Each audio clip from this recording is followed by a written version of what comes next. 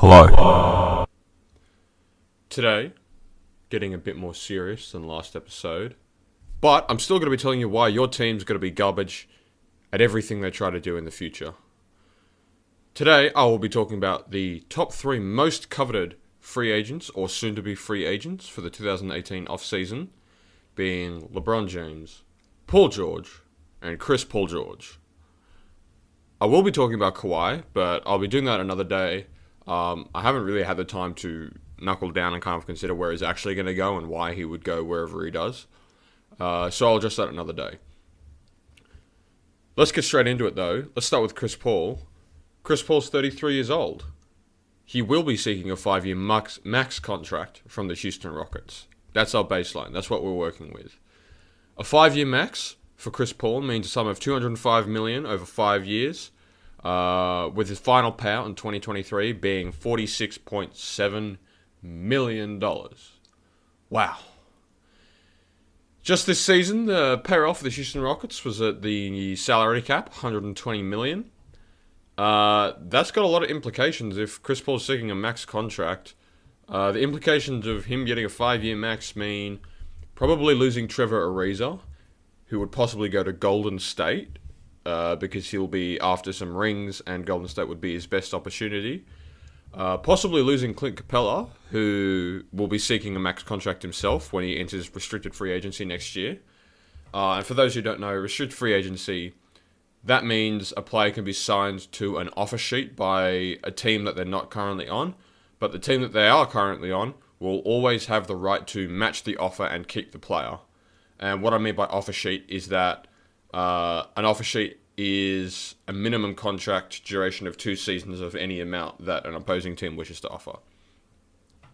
Another implication of Chris Paul taking a 5-year contract is they will be unable to sign LeBron in free agency. And obviously, as we've heard, Chris Paul has been pursuing LeBron in free agency. This offseason he's been pursuing it, very directly. So if he wants to get LeBron, he's going to have to take a pay cut. There's a few more free agents on Houston's roster this offseason. A few key players, a few good players. Luke Mute, Gerald Green, Joe Johnson, and of course Chris Paul. If Chris Paul does take a 5-year max, then his deal will force them to either take less themselves, some of these players already being on vet minimums. If they don't take less, they'll have to pack their bags and go somewhere else. Which I'm sure a lot of them won't do because the Rockets were, 24 minutes away from getting to the NBA Finals. I think they were up at halftime in Game 7 against Golden State. But nevertheless, in the 2023 season, which will be Chris Paul's final season, if he does sign a 5-year max, he'll be 37, 38 years old. That's an old-ass point guard. That's an old point guard. You don't want a point guard to be paid $47 million, especially when they're 38 years old. None of the other free agents on the market by then will want to sign with a 38-year-old Chris Paul. Harden hasn't been able to prove himself against the top teams in the West. He kind of choked a bit against Golden State, and he got demolished by San Antonio last year. We know Paul George is being pursued by the Rockets, and so is LeBron. So if they're going to want to get another all-star player on their roster, then Chris Paul's going to have to take a pay cut.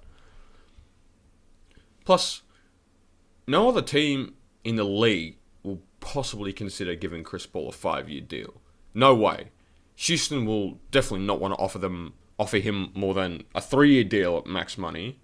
At most, they'll be more inclined to offer a 2-year deal at max money if they absolutely have to. But 5-year deal, no way. So, in my opinion, CP3's best option for a payout and for team success is to take a 2-year deal. His best option, if he actually wanted to go for money, he should have stayed with the Clips in 2017. He left $200 million on the table when he walked away with the sign and trade. So that's kind of off the books already. So that was option 1 for CP3. Option 2, the Los Angeles Lakers. The Lakers are on a big-time hunt. Big name, big game hunt for top free agent names. And Magic Johnson would like to acquire Chris Paul. LeBron James would like to play with Chris Paul. The Lakers are going after LeBron James. So, option 2 for CP3 is the Lakers. Chris Paul's a huge LeBron magnet. Not only that, but they have space for 2 max contracts, including Chris Paul. So, if they manage to get Chris Paul, then any other all-star free agent that they sign will be able to get the max as well, which is very, very tempting. On that, I want to address this idea of Magic Johnson being a free agent pool in the front office. I think the idea of having a legend like Magic Johnson in the front office as a free agent pool is so fucking overrated, because a free agent will not hinder their decision on whether or not a front office will have someone like Jerry West or Magic Johnson. Of course, they'll have influence, but if a player's on a coin flip between staying or going somewhere like Los Angeles, Magic Johnson will not be the differential. Just know that. There's no way. This is a player's livelihood. This is their legacy. This is their family getting paid. Magic Johnson's not going to do anything about that. Just so that idea is out there. Okay, moving on.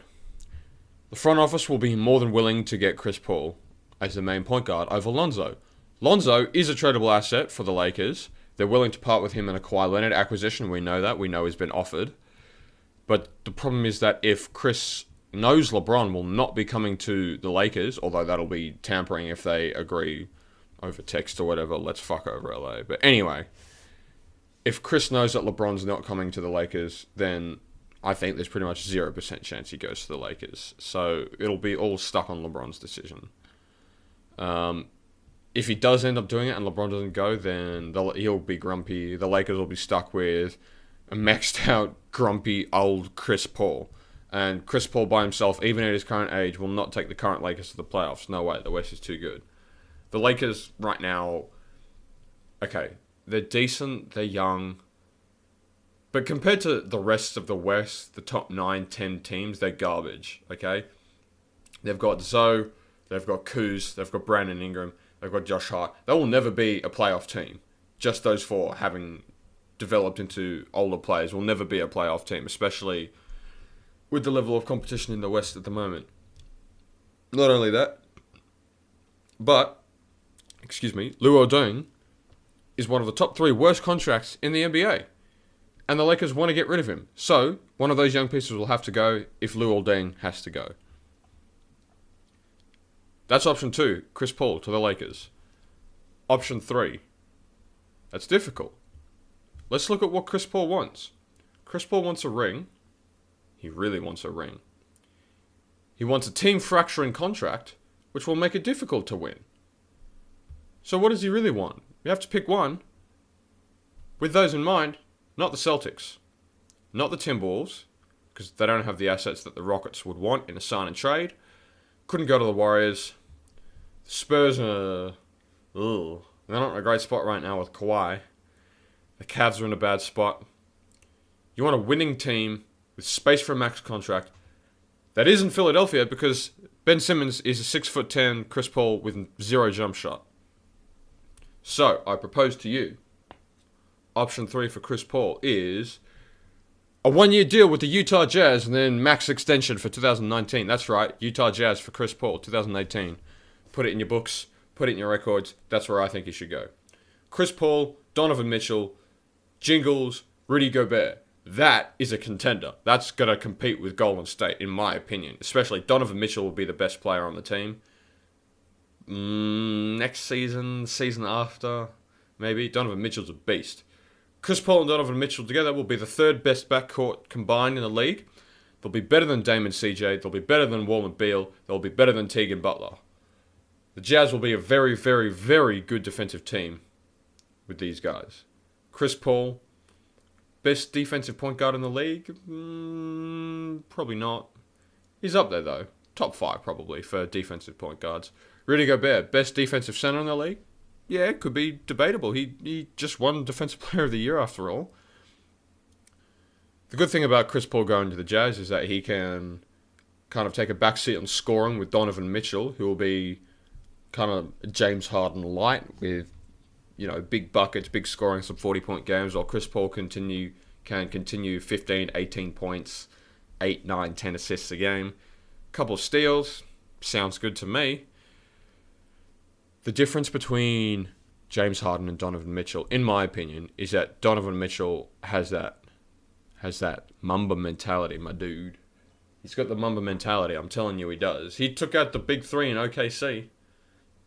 by himself? No, not really by himself, but I think he outplayed Paul George and Carmelo and Steven Adams the whole series.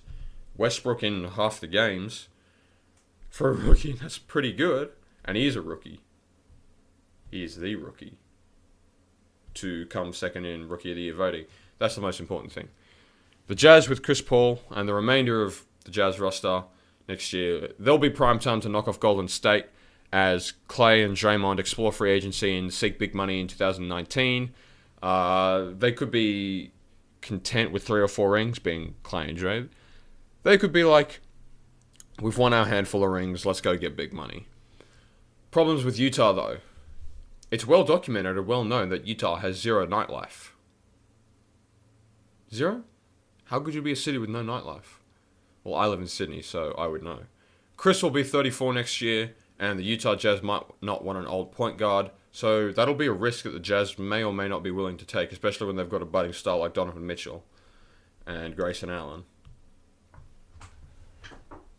Don't trip on Grayson Allen! Okay, Donovan Mitchell, he could stagnate, but the thing is that you have to take a gamble sometimes. And with Chris Paul is a proven point guard. He will be old, but he's the kind of point guard where that kind of leadership mentality, even though he had some problems on the Clippers, that leadership mentality will tend to carry over to the younger players. And even at his current age, when he was 34 in the 2018 season with the Rockets, he was still really, really good. And if he wasn't injured, then we were probably talking about Rockets in 6 or 7 over the Warriors. But back to Utah, Rudy Gobert could keep getting hurt. He tends to be a bit more injury prone than people give him credit for. That could be a problem, especially because he's still, what is he, like 24, 25? You don't want a 24, 25-year-old center who keeps getting hurt. Do you, Philadelphia? No, you don't. I think it'd be great basketball, though. I think he should go to the Utah Jazz. What will you do? Probably the Rockets. He might stay. I might convince him to take a 3-year deal. But that's Chris Paul done. Moving on, we've got LeBron James next, who's like the 4th or 5th best player in the world right now. He's good. He's no Joe Ingles, but he's aight. LeBron has got 3 of my opinion, the top 3 options to go to next season. This is in terms of winning, in terms of what LeBron wants, which is to win and the best for his family. These are the top 3 options. I didn't include Cleveland in this list because, as it stands right now, Cleveland's not looking supremely likely. Well, even that aside, he probably doesn't like Cleveland very much. He doesn't like Dan Gilbert. He doesn't like the rest of the team. It seems like. I think he's just done with Cleveland, man. He just looks so tired. He looks so pissed. He was so done with Cleveland at the end of Game 4 of the finals. So I don't think he's going to Cleveland, but you never know. But anyway, back to my top 3. Number 1, the Boston Celtics. Yes. On the account that Danny Ainge would have to trade Kyrie Irving. Ainge would trade Kyrie Irving. Kawhi Leonard is available for trade. Pop doesn't want to help the Lakers. You might be looking at a deal centered around Kyrie Irving for Kawhi Leonard. I think Ainge is ruthless enough to do it. You could be looking at something like LeBron, Hayward, Kawhi, Tatum, and Horford as your starting lineup. Then you got guys Brown, Smart, Morris, Rozier, Baines. That's, in my opinion, that's easy title favorites over the Warriors. That's a ridiculous lineup. If I'm LeBron, I call up Rich Paul and I call up Danny Ainge and say that roster gets you 3 rings easy. Of course, there'll be pieces in those 3 years getting moved along the way. Rozier and Marcus Smart will want cash. They'll probably find their way out of Boston. Kawhi's on an expiring contract, and apparently he's told teams that he gets traded to that he will be looking to enter into the Lakers in the 2019 off-season. But it's like, if you win a ring in your first year in Boston, if you're Kawhi Leonard, then it's like, do you really want to leave that? Maybe, maybe not. If I'm LeBron, I go to the Celtics. Also, please let me know if I've made a mistake with any of the cap space issues or anything, because I'm not really sure about the Celtics. I don't know if the Celtics could have all these pieces on the with the current salaries. So yeah, just please let me know, because I'm not exactly sure. The only people who I think would stop LeBron from going to Boston would be Kyrie Irving, Danny Ainge, or Savannah James. Maybe she doesn't want to go to Boston. Maybe Bronny doesn't want to go to Boston. I don't want to talk about Bronny's high school, so I'm not going to. If Danny Ainge doesn't want to trade Kyrie Irving, and Kyrie says he does not want to play with LeBron, then I don't know. The Celtics were looking pretty good this year without LeBron, so, and they were looking pretty good without Hayward and without Kyrie Irving, so maybe they'll just try to ride it out and see how it goes. I think it would be his best move from a basketball standpoint, but he's not going to Boston because of the implication. Second up, the Lakers. If and only if he gets 2 more All-Stars to come with him, either through free agency or a trade. His top 3 options are Paul George, Kawhi Leonard, and Chris Paul, as we know. LA has space for 2 max contracts, and it has tradable assets. I definitely think LA will be letting Julius Randle walk, probably to Dallas or maybe Milwaukee, because he's from Dallas, and Milwaukee will be after him to play big. I think LA is a good option for LeBron, because I think his family would love it, because for whatever reason people just say that. And he'd be kind of on the tier of like the new Laker greats like Kobe and other Lakers. He would reintroduce Showtime to the Staples Center, and with a couple of All-Star teammates, he could probably make a serious dent in the Western Conference. A team composed of LeBron plus 2 of the aforementioned 3 players are definitely a threat to Golden State more than anything. I don't know if they'd be favorites over Golden State, but they'd definitely give them a bit of a headache. I think Golden State's more vulnerable now than they have been in the past 2 years, because of this fatigue, which I definitely think is understated as an important factor with NBA players. If you're playing, how many games? Almost 100 games a year, 2 years in a row. Even if you're winning, you might feel good on the day, but man, it does tucker you out pretty severely. There was also that thing that David West mentioned to the media about there being unmentionable problems within the Golden State locker room. I don't know if it was players getting tired of each other or players just being fatigued, but it does sound like there was a problem. I don't want to let this go completely unnoticed. I don't think it was as serious as some people might mention, but it's definitely, the fact that it got mentioned at all means there was an issue. There wouldn't have been super major issues, or they probably would have been revealed or leaked to the press already. But I mean, it's more than the rest of the league had for the past 2 years, in that it's more vulnerability for Golden State than people realized. I think there's 5 reasons that LeBron wouldn't go to the Lakers. Number 1, in no particular order, by the way. Number 1, I don't think he'd want to be in the shadow of kind of the old Laker greats like the Kareems and the Magics, because then he'd be constantly getting compared to them, even though I think he's better than all of them. He'd always kind of be, his legacy would kind of be mishmashed together with the legacy of being a Laker, rather than kind of carving out his own fully unique story with his own franchise like he's done with Cleveland and Miami. Number 2, the Western Conference is much tougher than the Eastern Conference. The East has 1 good team. The West has 9. So, and Lakers would make it 10. So, if he wants to get to the finals again, he's definitely better off staying in the East. Number 3, Luke Walton's a baby coach, and he has baby players. Luke Walton was drafted in the same year as LeBron, 2003. Could you imagine being an NBA player and playing on a team where the coach is the same age as you, or younger than you maybe? I know Luke Walton's older than him, but he's pretty fucking close. Number 4, if he can't get any All-Star teammates to join him, then he definitely won't be going to LA, because that'd be just a mockery of his career. He'd get nothing done in LA without an All-Star teammate. That's not a knock on LeBron. That's just a fact about the state of the Western Conference. And number 5, living in LA is overrated as shit. No good free agents have come to LA. it's pretty shit to live in compared to Toronto, Chicago, Miami, New York.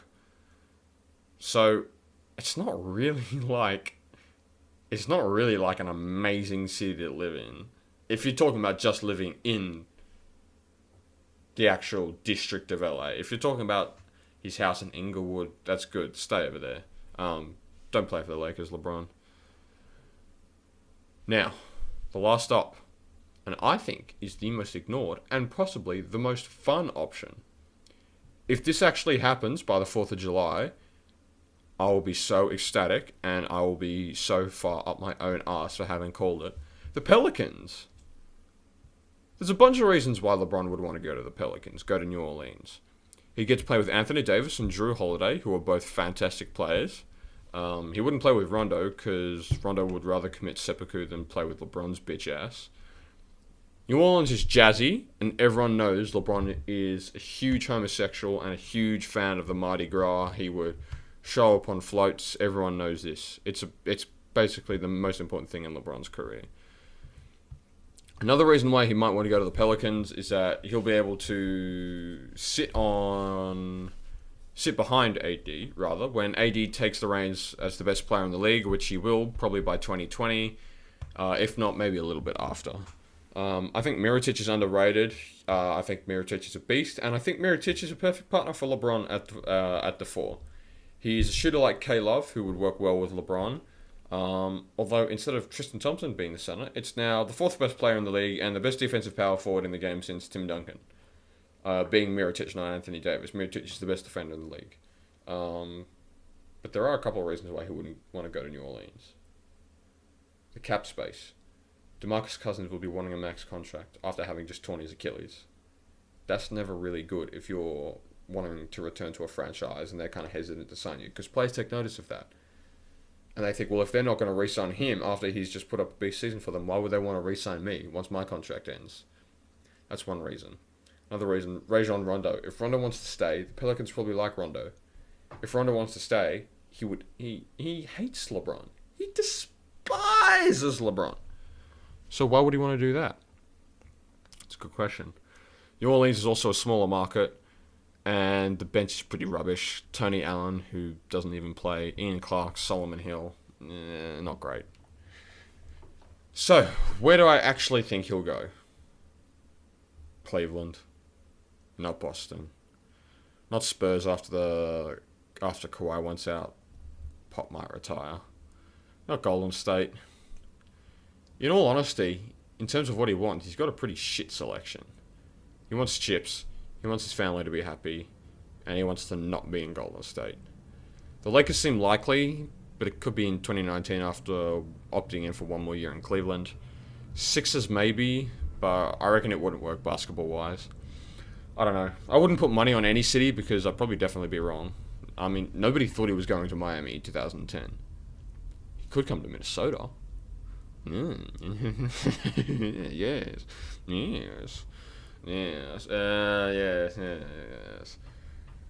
No, he's not going to Minnesota. So, last free agent, Paul George. Where is Paul George going to go? Well, the way I see it, he's got 3 options as well. Top 3, a return to Oklahoma City. Move back home to Los Angeles, to the Lakers. And number 3, to the 76ers. Let's go to option 1. OKC. I think he will return to OKC. That's what I think is going to happen. He's said so many times that he expects to return. He seems to love Russell Westbrook. He loves playing in OKC. They made the playoffs. OKC's got some great fishing spots, which, as we all know, is very important for Paul George. As far as I'm aware, he hasn't actually ever expressed any inkling of discontent in OKC like he did in Indiana. And so far, he's posted glowing reviews of OKC and his time on there. So I would put my money on OKC. He might not return to OKC, though, because OKC doesn't really have high-quality strip clubs, nor does it have bad bitches in the same way that LA seems to have. He's also from LA, and he's expressed desire to be a shittier Kobe in LA in front of his parents. Like, come on, Paul. Just keep your own identity, man. The switch from 24 to 13 was great. And you don't want to be known as the guy wanting to be like Kobe. and then scored 2 points in a playoff game against the Jazz. Come on, man, what the fuck was that? Also, if I were him, I'd run far away from Carmelo Anthony, who's actually possibly only the 5th best player in OKC, behind Adams, Westbrook, PG, and the most underrated player in OKC, Jeremy Grant. But now let's go to option 2. Option 2, there is a handful of reasons why he'd want to go to option 2, being LA. Number 1 is bitches. Number 2 is clubs. Number 3 is sunshine. Number 4, he's from LA. Number 5, it's not Oklahoma State. Number 6, there's the possibility he'd form a 3-star super team. He seems to be a friend of LeBron, so he's expressed desire to play with LeBron, so maybe. Number 7, more bitches. Those are the 7 reasons.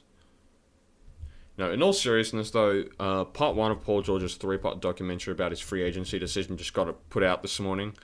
It seems to me like this is seriously only a 2-part race between Oklahoma City and LA. I think he could shock the world and stay in OKC on a 1-on-1. But this is a bit like LeBron's decision in 2010, in that there's no reason LeBron would make a whole TV special to say, hey, I'm staying in Cleveland, but with Paul George, you never really know. It seems like he does desperately want to be his own guy unless he's on the Lakers with Kobe. We know he does want to be his own guy after he changed number 13, and it does seem like he wants to win. He's just not very good at it. He's clearly already made a decision. I don't know what the decision is, but he's clearly made a decision. I think if he goes to LA by himself, that would be pretty garbage in terms of a winning standpoint. It doesn't look like Kawhi's going to end up going to the Lakers because of Greg Popovich's ideas about not trading him to a Western Conference team. And I think LeBron at this point is still very much up in the air.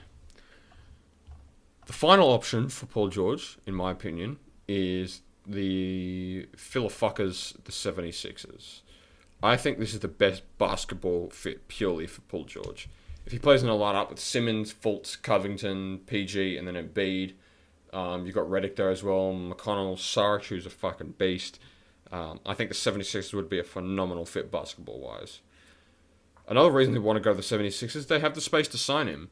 Philly is a good city to play in, despite their ugly, dumb fucking bridge and their stupid bell and their sandwiches, which look like minced roadkill, but are actually pretty good. Actually, no, that was pastrami, wasn't it? I think Philly cheesesteaks look okay. Yeah, no, that was pastrami. Oh, whatever. One reason he might not want to go to Philadelphia is that I just don't like Philadelphia, nor do I like Philadelphians. By that, I mean the 2 Philadelphia fans that I know really make me not like Philadelphia. Also, Ben Simmons left Tinashe because she was being too public and gossipy, and then he smashed a Kardashian. Mate. That's a bad look, mate. Ben. Mate. That's a shit look, mate. You're letting us king cunts down with a boneheaded player, mate. Come on. Get your shit together, mate. Fair shake of the sauce bottle. Come on, mate. But basically, Paul George, I think the 76ers become second best regular season team in the league behind Golden State, assuming one of Capella or Chris Paul leaves Houston this year. They'd probably still lose in the second round of the East, though, because they're inexperienced in the playoffs. And Paul George doesn't win you playoff games. 2 points on an elimination last year. Come on, dude. Come on, dude. 2 points? How the fuck do you only have 2 points in an elimination game? 2 points? Oh, well. I think PG would probably be the second best player on the team, behind Embiid, and the defense on that 76ers team would probably be the best in the league, with defensive first team, Covington, Embiid defensive player of the year candidate. Simmons is a great defender. PG is an all defensive type player. So that's a beast defensive lineup. You got shooters everywhere. You got lobs. You got off ball and on ball opportunities. And you got an ugly ass bell that they ring at center court. Can you stop? Can you not ring that bell anymore, please? Yeah. Can you just put that shit away, please? Please. Ugly ass bell, man. Go to Philadelphia. Paul George, go to Philadelphia, but don't. Fuck Philadelphia. Oh. Thus concludes our half an hour session looking at the top 3 free agents for the 2018 off-season. It's currently 1:36 p.m. on the 27th of June. We're due for a LeBron response to his opt-in, opt-out situation by Friday. We're currently due for a Paul George situation very soon, with part 1 of his documentary just coming out. And Chris Paul. Yep, Chris Paul. Good on you, Chris Paul. Alright, so I'm thinking we'll probably have a decision made by all 3 of these guys by the 4th of July. That's what's been said. That's what's been hinted at. So that's where I'd put my money on having a decision be made. F5 season is here, boys. Keep mashing that F5 button. Make sure to go outside, get some sunshine, get some of that warmth in. Don't just stay on your computer mashing F5. That's my job. That's what I'm here for. Anyway, everybody, I hope you enjoyed this slightly more serious episode. If you have any recommendations for future episodes, please let me know. Watch more basketball. Okay, buddy. See you later. Bye-bye now.